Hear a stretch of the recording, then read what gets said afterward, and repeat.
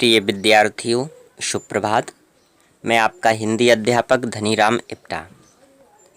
आज अभ्यासकार की इस सीरीज में मैं आपके लिए लेकर आया हूँ अभ्यासकार 6 और आज का हमारा विषय है पत्र। तो आइए आरंभ करते हैं आज की क्लास। तो यहाँ आपको कुछ प्रश्न दिखाई दे रहे हैं जैसा कि आपकी स्क्रीन पर।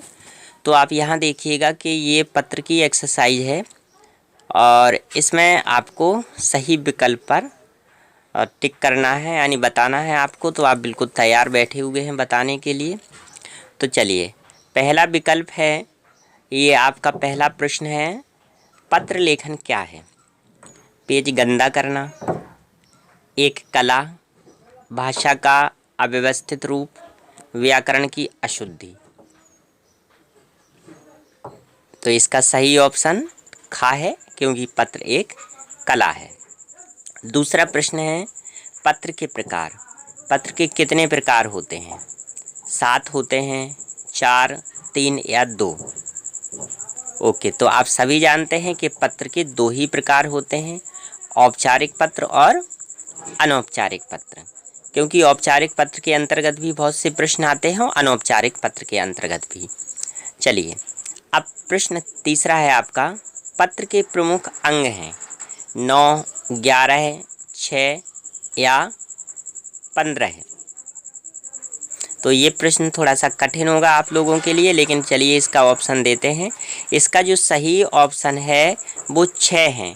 मैं बता देना चाहता हूं कि पत्र के अंग से मतलब यहाँ क्या है। पत्र के अंग से मतलब है कि पत्र लिखते समय हम जिन बिंदुओं का, यानी जिन पॉइंट्स का हम ध्यान रखते हैं और जिन पॉइंट्स के अंतर्गत हम पत्र को लिखते हैं, वही आपके अंग कहलाते हैं। तो इसके जो अंग हैं वो 6 अंग होते हैं, जैसे जिसमें पता व दिनांक होता है, पत्र पाने वाले के लिए संबोधन तथा अभिवादन होता है, शिष्टाचार होता है, पत्र का कलेवर जिसको हम पत्र की बॉडी भी बोलते हैं, और पत्र की समाप्ति होती है, तथा पत्र पाने वाले का पूरा नाम व पता होता है। इसके बाद दूसरा, ये 5वां प्रश्न है, ये चौथा प्रश्न है आपका कि अनौपचारिक पत्र क्या कहलाते हैं? व्यापारियों को लिखे जाने वाले पत्र, सरकारी अधिकारियों को लिखे जाने वाले पत्र, पेड़ पौधों के बारे में लिखे जाने वाले पत्र, अपने संबंधियों को लिखे जाने वाले पत्र। ओके डियर स्टूडेंट्स, तो इसका सही ऑप्शन है घा, यानी अपने संबंधियों को लिखे जाने वाले पत्र ही अनौपचारिक पत्र होते हैं, जिनको हम इनफॉर्मल लेटर भी बोलते हैं। चलिए बढ़ते हैं हम लोग अगले प्रश्न की ओर। तो आपका अगला प्रश्न है, सरकारी पत्र कहलाते हैं व्यावसायिक पत्र, शिकायती पत्र, औपचारिक पत्र, बधाई पत्र।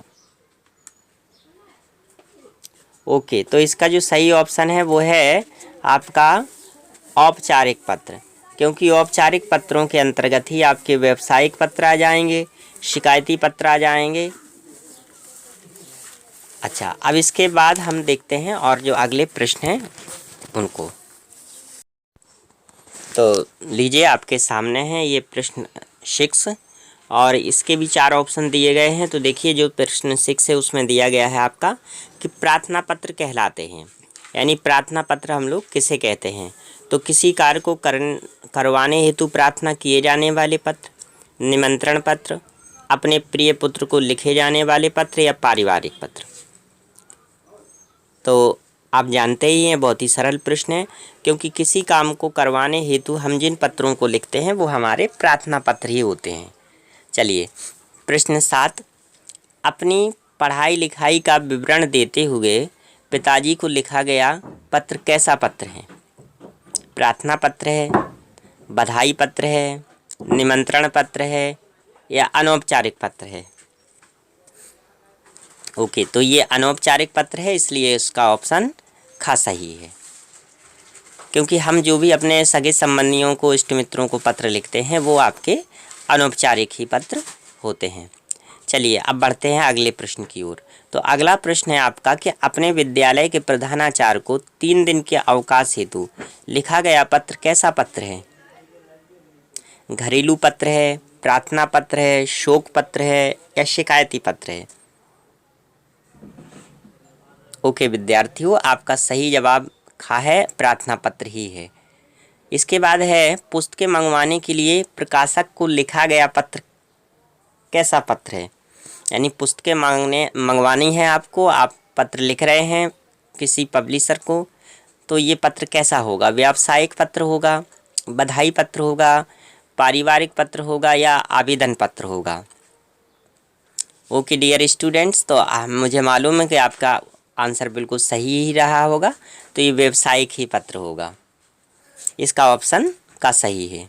इसके बाद है आपका प्रश्न 10, बिजली खराब होने पर बिजली विभाग को लिखा गया पत्र कैसा पत्र है? प्रार्थना पत्र है, आवेदन पत्र है, शिकायती पत्र है या निमंत्रण पत्र है? ओके, तो ये बिल्कुल शिकायती ही पत्र है, क्योंकि हम कंप्लेन कर रहे हैं तो ये शिकायती पत्र कहलाएगा।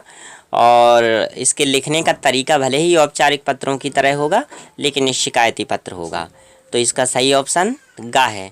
तो आज के लिए बस इतना ही, कल मैं आपके लिए लेकर आऊँगा एक नया वीडियो, और तब तक के लिए नमस्कार।